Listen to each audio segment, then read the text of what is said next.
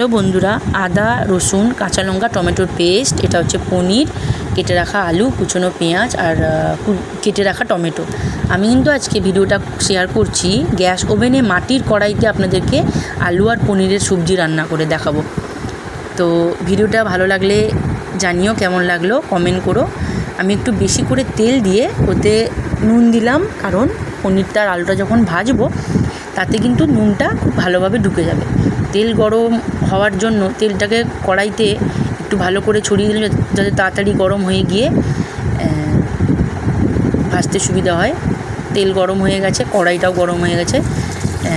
পনিরটাকে ছেড়ে দিলাম। পনিরটাকে হালকা ব্রাউন করে ভেজে নেবো, বেশি লাল করে ভাজবো না, তাহলে কিন্তু শক্ত হয়ে যায় পনির কিন্তু নরম খেতে ভালো লাগে। পনির লাল করে ভাজলেই, বেশি লাল করে ভাজলেই কিন্তু শক্ত হয়ে যায়। যদি কখনও লাল করে ভাজা হয়ে যায়, নরম রাখার জন্য একটা টিপস আছে, সেটা হচ্ছে গরম জলে ডুবিয়ে রাখবেন, রান্না হওয়ার আগে তুলে নেবেন, দিলে নরম থাকবে। পনিরটা ভাজা হয়ে গেছে, তুলে নিয়েছি। এরপরে ভাজবো আলুটাকে একটু বেশি ব্রাউন করে ভাজবো, কারণ রান্নাটা বেশিক্ষণ ফোটাবো না।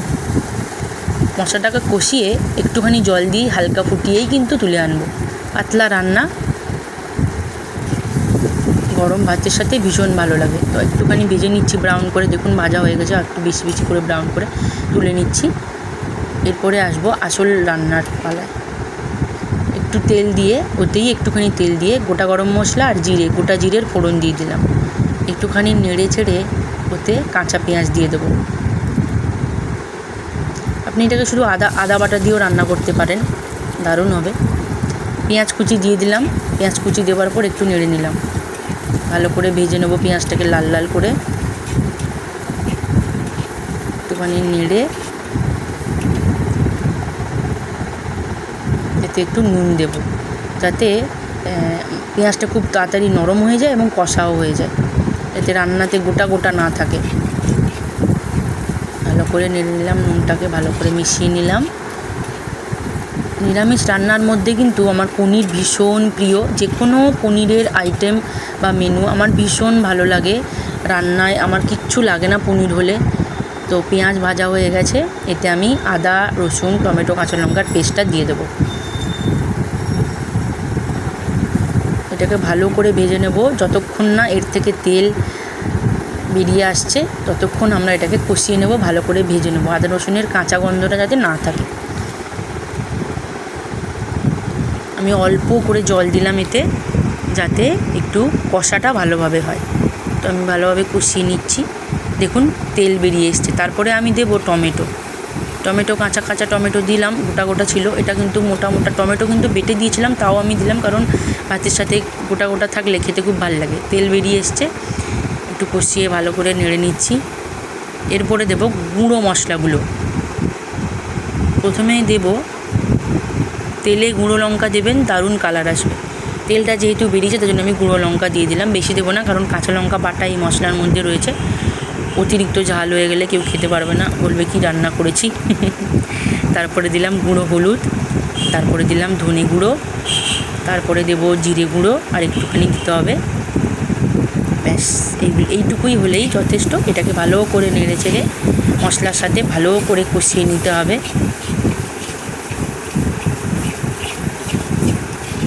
ভালো করে কষিয়ে নিয়ে নেড়ে চেড়ে মশলার সাথে মিশিয়ে নিতে হবে। তারপরে একটুখানি জল দিয়ে এটাকে আরও একবার কষিয়ে নিতে হবে। আপনি এখানে জল দিতে নাও পারেন, আমি দিলাম কষানোর জন্য। দেখুন তেল বেরিয়ে এসছে। একটুখানি নেড়ে এর মধ্যে আমি আলুগুলো দিয়ে দেবো। একটু নুন দিলাম, যাতে পরে নুন দিতে না হয়। মশলায় নুন দিয়ে দিলাম একেবারে। তো আলুটাকে দিয়ে ভালো করে কষিয়ে নেব, আর আলুর মধ্যে মশলাটা লেগে যাবে। তো এর সাথে সাথেই পনিরটাও দিয়ে দেবো। পনিরটার সাথেও যেন মশলাটা লেগে যায়, ভালো আস্তে আস্তে করে নাড়বো, যাতে পনিরটা না ভেঙে যায়। পনিরটা একটু নরম আছে, তো পনিরটা আস্তে আস্তে করে নাড়বো, আস্তে আস্তে করে ভেজে নেবো, যাতে মশলাগুলো ওর মধ্যে ওর গায়ে লেগে যায় এবং ওর ভেতরে ঢুকে যায়। তো আজকে দুপুরে হঠাৎ করে মনে হলো আমি পনির রান্না করব, তো আপনাদের সাথেও শেয়ার করে ফেলি। আমাদের রান্নাঘর,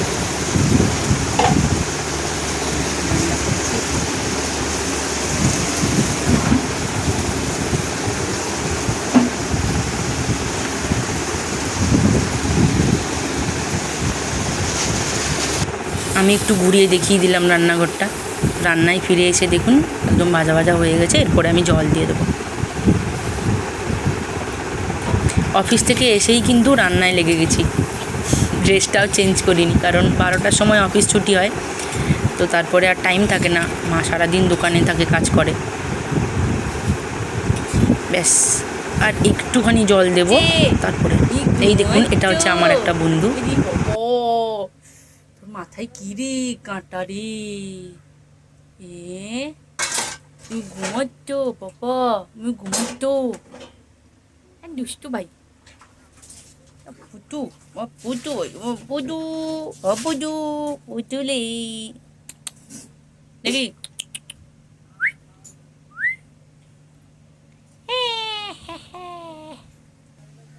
আমার মা গাছ লাগিয়েছে আমাদের দোকানের পেছনে। একটু দেখুন লঙ্কা হয়েছে, এই ছোট্ট একটা টবে কতগুলো লঙ্কা হয়েছে। এখানে পুঁই ডাঁটার গাছ হয়েছে, পুরো লম্বা হয়ে, দেখাতে পারছি না, বৃষ্টি হয়েছিল তো যেন একটু ঘেরা আছে। পুঁই ডাঁটার লম্বা গাছ হয়েছে। আমরা এখানেই থাকি, বাড়ি ভেতরে গ্রামে।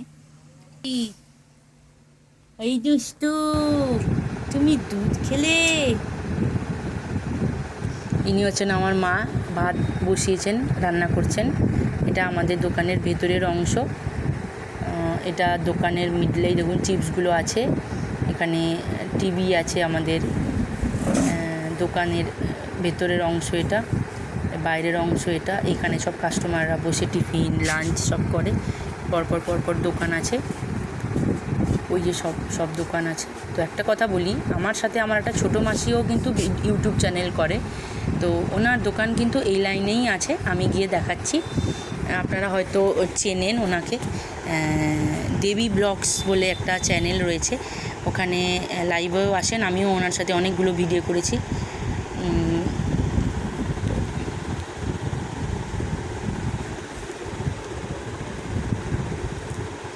দীঘা একদম ফাঁকা, প্রচণ্ড রোদ হয়েছে,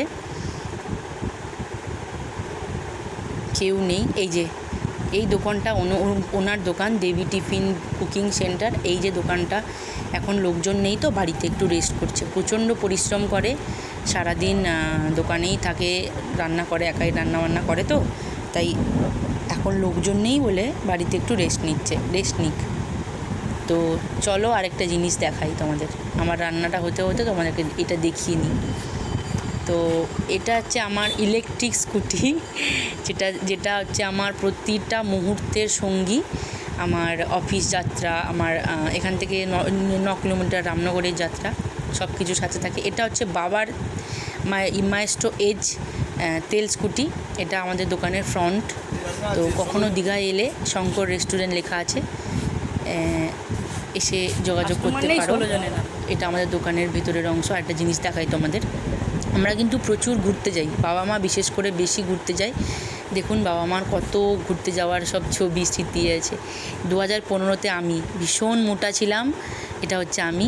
2000 অমরনাথ যাত্রা ছিল, 4 ধাম। 2017-তে আমি যাইনি, 2021-এ গেছিলাম। এই যে আমি অমরনাথ যাত্রা গেছিলাম 2021-এ। তো আমরা প্রচণ্ড ঘুরতে যাই, বিশেষ করে বাবা মা ভীষণ ঘুরতে যাই। এটা ভেতরের অংশ দোকানের। মা ভাতের ফ্যান গড়াচ্ছেন। ওই যে আমার রকি ভাই, এ আমার বাড়িতে থাকে, রান্নায় ফিরে আসে। তাহলে রান্নাটা কমপ্লিট, একটু ঝোল লাগবো, পাতলা লাগবো। এটা হচ্ছে ঢাকনা, কড়ার ঢাকনা। আমি এগুলো কিন্তু আমাদের এখানে হাট বসে, সোম আর শুক্রবার হাট বসে, যেখান থেকে কিনে নিয়ে এসেছি আমি। তো এমনি রামনগর বলে একটা জায়গা আছে, যেখানে এই কড়া এই সব কিছু পাওয়া যায়, থালাটা পাওয়া যায় না। থালাটা আমার খুব ইচ্ছে ছিল নেওয়ার। তো রান্না শেষ, দেখুন গ্যাস বন্ধ, কিন্তু এখানে কিন্তু ফুটছে। মাটির কড়াই তো, তার খুব গরম থাকে, তাই ফুটছে। তো রান্না শেষ। তো আমি আরেকটা কথা বলি, এই যে কুকুরটাকে দেখলেন, আমি একে রেখেছি বাড়িতে, আমি ওকে ভীষণ ভালোবাসি। তো চলুন, খেতে বসে গেছি। আমি ভাতটাকে নিয়েছি, ভাতে পনিরের ঝোলটাকে ঢালছি। একটা পনির নিলাম, আলু নিলাম, আর একটা আলু নিলাম, আর একটু ঝোল নিলাম। আমি শুকনো খেতে পারি না একদম, ভাতটাকে ভেঙে পনিরটাকে একটু ইয়ে করে একটা আলু মাখলাম ভাতের সাথে, ভাতটাকে মাখলাম, একটু পনির নিলাম, ওখানে ঢ্যাঁড়স ভাজা রয়েছে, খেয়ে খাইনি, পরে খাবো, একটু খেলাম। দারুণ হয়েছিল, পাতলা ঝোল, এত সুন্দর লাগছিল খেতে, অমৃত। ওহ,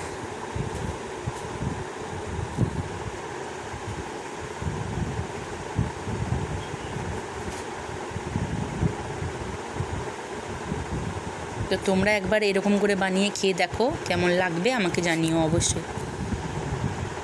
খুব সুন্দর হয়েছে। আমাকে একটু পেছনে টিভি চলছে, বাবা দেখছিল, তা আমি ভাতে মেখে খাচ্ছি, আর একটু ঝোল নিয়ে নিলাম, ভাতে মেখে দোকানে বসে ভেতরে খাচ্ছি। পনির ভীষণ প্রিয় একটা খাবার, ভাতটাকে ভালো করে মেখে এক গাল খেলাম, ঢ্যাঁড়স ভাজা খাচ্ছি এইবারে।